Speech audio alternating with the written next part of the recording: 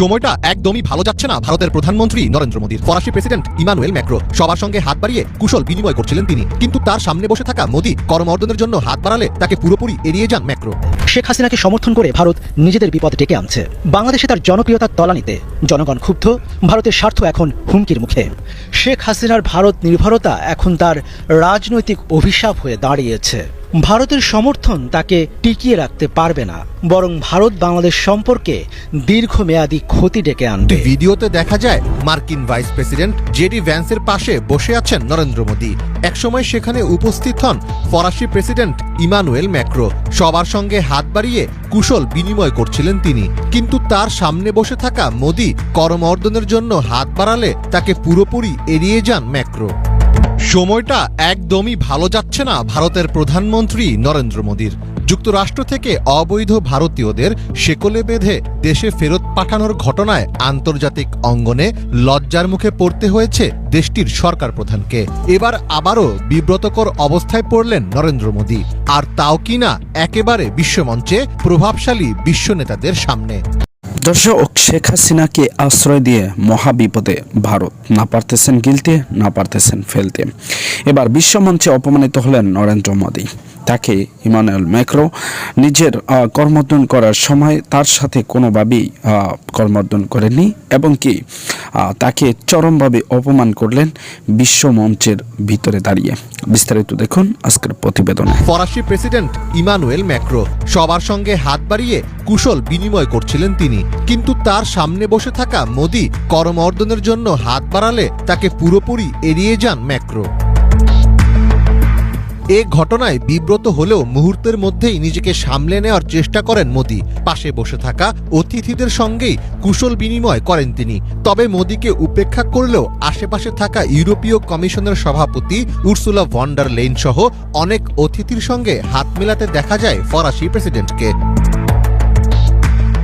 এ video সামাজিক মাধ্যমে ছড়িয়ে পড়তেই তা রাতারাতি ভাইরাল হয়ে যায়। নেটিজেনদের কেউ কেউ এই ঘটনাকে মোদীর প্রতি ম্যাক্রোর কূটনৈতিক অবজ্ঞা হিসেবে উল্লেখ করেছেন, আবার কেউ কেউ বলছেন এটি অনিচ্ছাকৃতভাবেও হতে পারে। তবে ঘটনা যাই হোক না কেন, এমন কাণ্ডে মোদী যে ভীষণ লজ্জার মধ্যে পড়েছেন তা আর বলার অপেক্ষা রাখে না।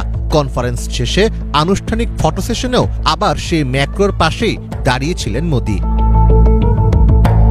ফ্রান্স অনেক বছর ধরে ভারতের বিশ্বস্ত মিত্র হিসেবেই পরিচিত।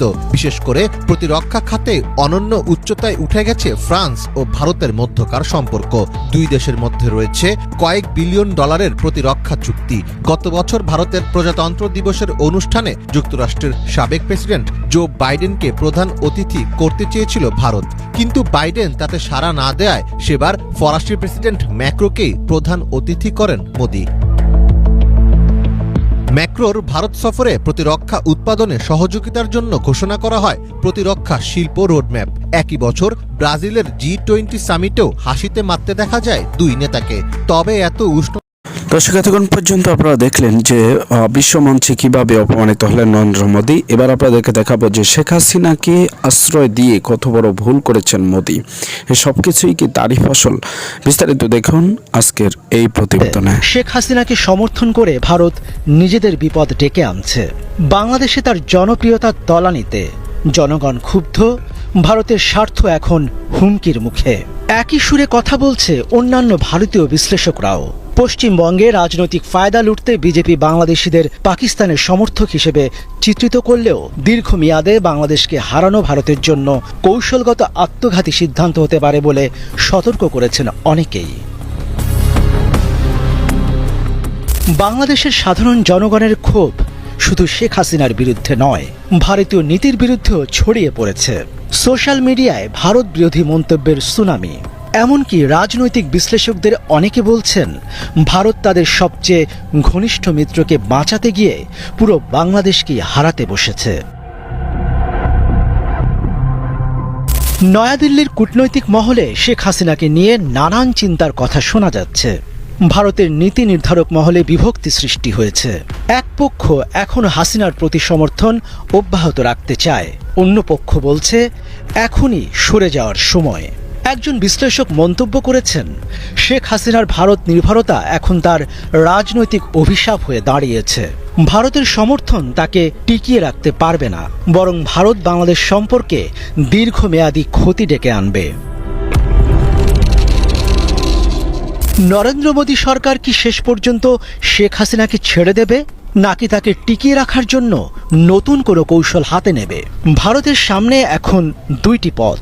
এক, শেখ হাসিনাকে ছাড়ার সিদ্ধান্ত নিয়ে বাংলাদেশের জনগণের সাথে সম্পর্ক পুনরুদ্ধারের চেষ্টা করা। দুই, হাসিনাকে বাঁচাতে আরও গভীরভাবে জড়িয়ে পড়া, যা দীর্ঘমেয়াদে ভারতের জন্য বড় ঝুঁকি হয়ে উঠতে পারে। দিল্লির রাজনৈতিক মহল এখন অপেক্ষায়। ভারতের পরবর্তী সিদ্ধান্ত শুধু বাংলাদেশের জন্য নয়, সমগ্র দক্ষিণ এশিয়ার ভূ রাজনীতিতে বড় পরিবর্তন আনতে পারে।